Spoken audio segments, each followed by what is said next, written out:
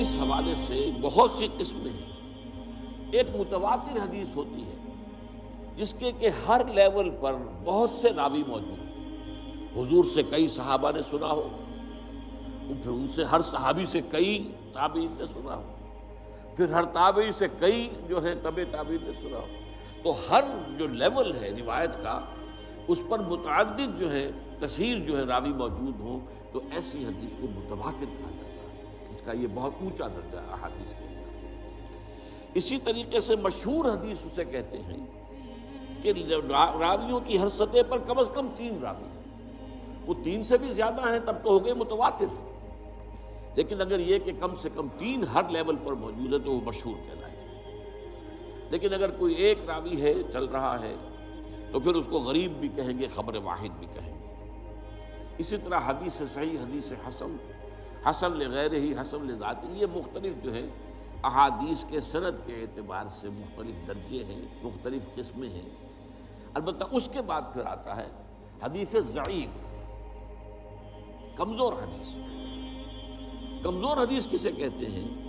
جس میں کسی ایک راوی کے بارے میں شک ہو کہ یا تو اس کا کردار جو ہے وہ معیاری نہیں تھا، اس کے اخلاق، اس کی سیرت، اس کے معاملات درست نہیں تھے، تو ایک راوی ہے بیچ میں ایسا، تو ضعف پیدا ہو گیا، کمزوری پیدا ہو گئی اس روایت کے اندر، اس لنک کے اندر ایک کڑی جو ہے گویا کہ کمزور ہے۔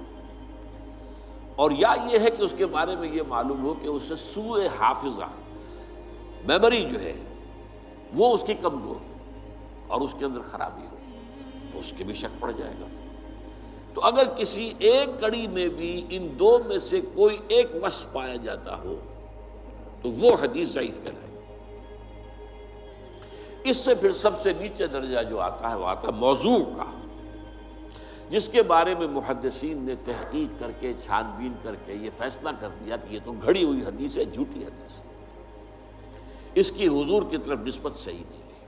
یہ پھر اپنی جگہ پر ان موضوعات کو بھی جمع کر لیا گیا ہے، جتنی حدیثیں وضع کی گئی ہیں کتاب الموضوعات، تو موضوع حدیثوں کو بھی جمع کر لیا گیا، یعنی اس درجے معاملہ کیا گیا ہے نبی اکرم صلی اللہ علیہ وسلم کے اقوال اور افعال و تقریر کے ضمن میں۔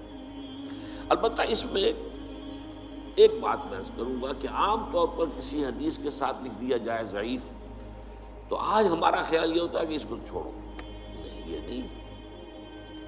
حدیث ضعیف جو ہے وہ ضعیف روایت میں کسی ایک کڑی کے اندر بھی اگر کوئی ضعف آ گیا تو ضعیف کہلائے گی، لیکن ضعیف حدیثوں کے اندر بہت سی اعلیٰ حدیثیں موجود، حکمت کے موتی موجود، علم اور حکمت کی قیمتی موتی موجود۔ اس کی وجہ کیا ہے؟ دیکھیے، ایک ہے سچ کا سچ ہونا،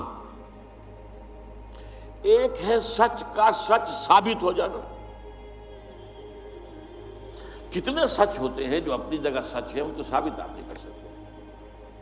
آپ نے وکلاء سے سنا ہوگا کہ خالص سچ پر کوئی ایک مقدمہ بھی نہیں جیتا جا سکتا، کچھ نہ کچھ جھوٹ اس میں شامل کرنا پڑتا۔ تو سچ کا ثبوت جو ہے وہ آسان کام نہیں ہے۔